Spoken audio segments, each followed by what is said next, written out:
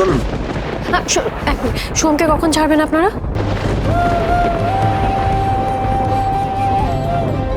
যত তাড়াতাড়ি উনি আমাদের প্রশ্নের উত্তর দেবেন।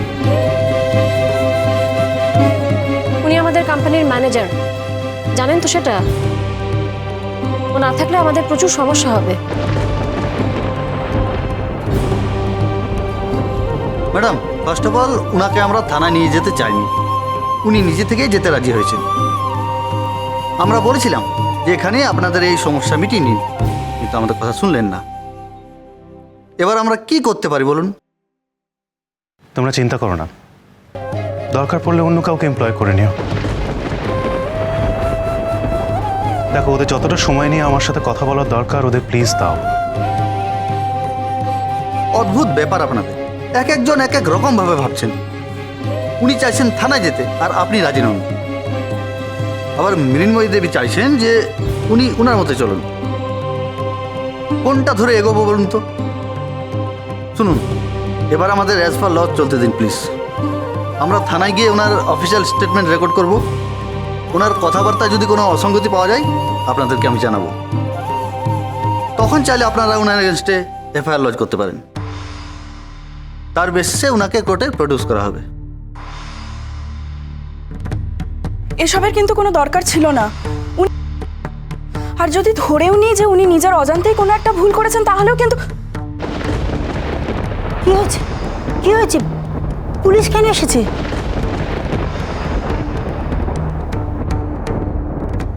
বড় মা, তুমি এখানে? কি আর করবে, তোরা যা শুরু করেছিস, মানুষটা কি বাড়িতে শান্তিতে থাকতে পারে? আসতে না না না, তুমি আবার বকাঝকা করো না মাকে। কি করবো বলো, এরকম একটা খবর পেলাম, বসে থাকা যায়? দৌড়ে চলে আসতে হলো, পারলাম না। কি হলো? তোরা চুপ করে কেন আছিস? বল আমাকে, কেন পুলিশ এসেছে? তুমি একটু শান্ত হও। সোমের সাথে কথাবার্তা বলার জন্য অফিসার ওকে থানায় নিয়ে যাচ্ছেন। কথাবার্তা বলা হয়ে যাক, তারপর সব বলছি তোমায়। না, আমি কিছুতেই সোমকে থানায় নিয়ে যেতে দেব না। তার আগে আমি সব কিছু শুনবো।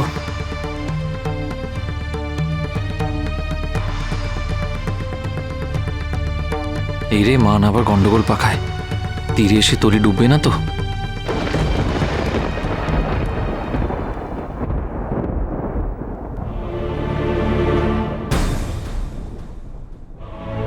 বাহ, জ্বরটা একটু কমেছে, যা চিন্তা হচ্ছিল। আপনি ফোন করেছিলেন দেখলাম, কি ব্যাপার? হ্যাঁ, আসলে দেখুন না, শীর্ষার না দুপুর থেকে হঠাৎ জ্বর।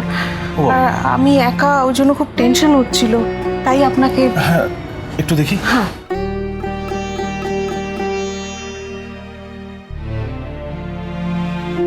একটু টেম্পারেচারটা কম মনে হচ্ছে এখন।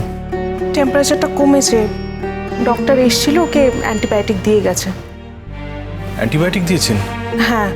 ও, কিন্তু শীর্ষার তো সারাদিন কিছু খাওয়া দাওয়া হয়নি। অ্যান্টিবায়োটিক, হাই ডোজের অ্যান্টিবায়োটিক খেলে তো খেতে হবে কিছু, না তো উইক হয়ে পড়বে। না, এখন ঘুমোচ্ছে, ও ঘুমোক। সারা দুপুর বেচারা অনেক কষ্ট পেয়েছে। আমি কৃষ্ণাদিকে বলেছি, ও স্যুপ করে রেখেছে, ও উঠলে আমি স্যুপ দিয়ে দেবো। আপনি এসব খুব ভালো বোঝেন, আমি আবার এত কিছু। আচ্ছা, বাই দ্য ওয়ে, বাড়িতে কাউকে দেখছি না, সবাই মিলে একসাথে কোথায় গেলেন? দাদা মাকে নিয়ে অফিসে গেছে। কি বলছেন, বড় মা অফিসে? অফিসে পুলিশ এসছে। হোয়াট? কিন্তু কেন? জানি না, বুঝতে পারছি না। মিনুর ফোনে ফোন না পেয়ে রিসেপশনে ফোন করি, ওখান থেকেই জানতে পারি পুলিশ এসছে। আপনি আপনি কি কিছু ভাবছেন? কিছু বুঝতে পারছেন? না, মানে সেরকম কিছু না। ওই না, আমায় বলতে পারেন, আমায় বলতে পারেন আপনি। মানে আচ্ছা, এই গোটা ব্যাপারটায় ইন্দ্রদার কোনো রকম ইনভলভমেন্ট আছে কি? মানে I am just asking you, আপনি প্লিজ অন্যভাবে নেবেন না। থাকতেই পারে।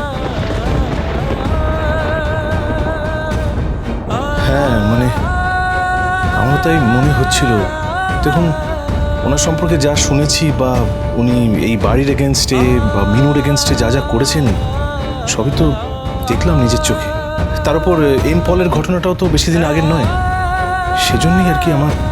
আসলে দাদা যে ধরনের মানুষ, তাতে আমাদের এই পুরো ব্যাপারটাই মেনে নেওয়া খুবই কঠিন। মানে আমরা যেই নতুন অফিস করেছি, সেখানে সবাই মিলে কাজ করছি, তারপরে নতুন নতুন অর্ডার আসছে, প্রতিমার দায়িত্ব ছাড়াও পুজোর সমস্ত কাজই আমরাই করছি। আমার মনে হয় না দাদা এটা খুব ভালোভাবে নিয়েছে। দেখি, মা তো গেছে, মা যখন গেছে তখন আমাদের কোনো ক্ষতি হতে দেবে না।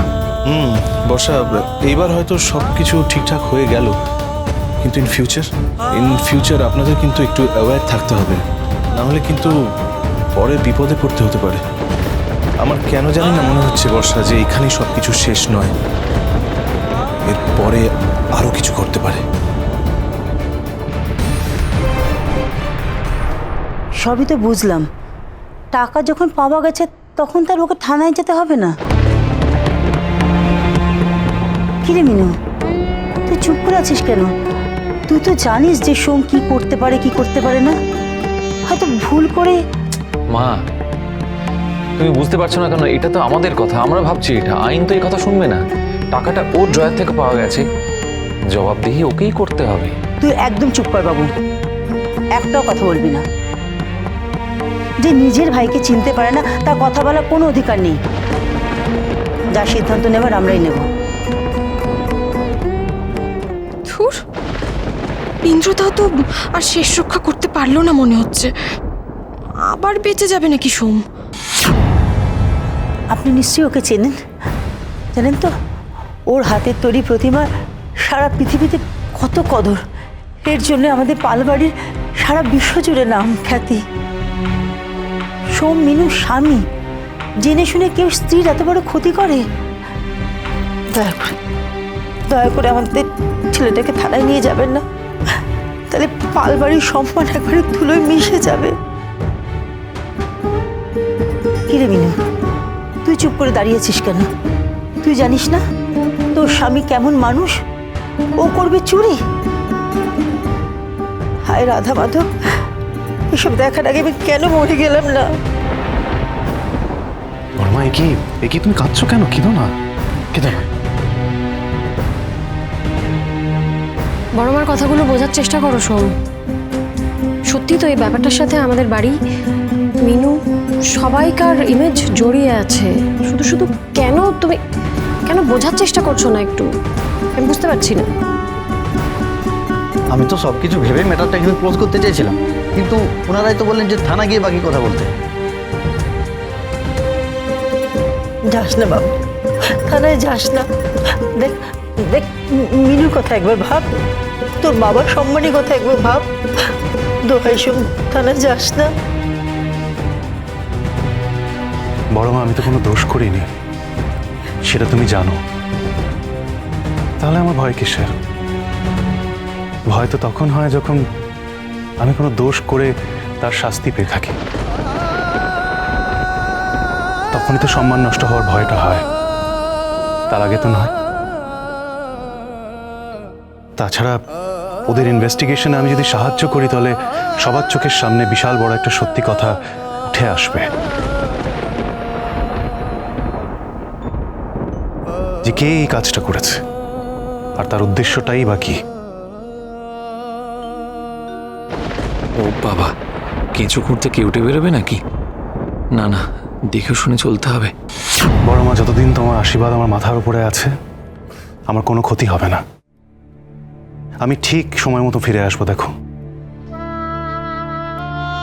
ঠিক আছে, তুই যখন আমার কথা শুনবি না, শুধু একটা কথা অন্তত শোন বাবা, সকাল থেকে কিচ্ছু মুখে দিসনি। চল বাড়ি চল, কিছু খেয়ে তারপর চাস। অফিসার বলুন কোথায় মুছ লিখে দিতে হবে, আমি সই করে দিচ্ছি।